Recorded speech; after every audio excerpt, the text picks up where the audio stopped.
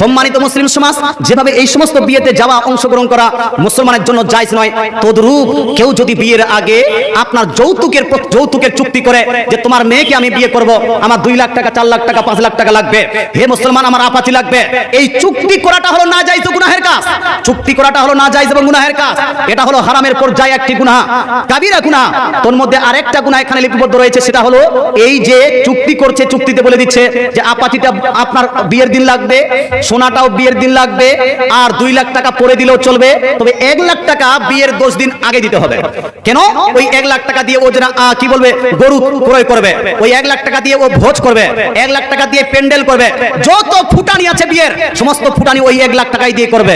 এইরকম যদি আপনার জানা থাকে যে আপনার গ্রামের কোনো মানুষ আপনার অ্যাডভান্স চুক্তি করে যৌতুক নিয়ে অ্যাডভান্স কিছু টাকা নিয়েছে, এই বিয়েতেও অংশগ্রহণ করা চলবে না, এই বিয়েতেও অংশগ্রহণ করা চলবে না।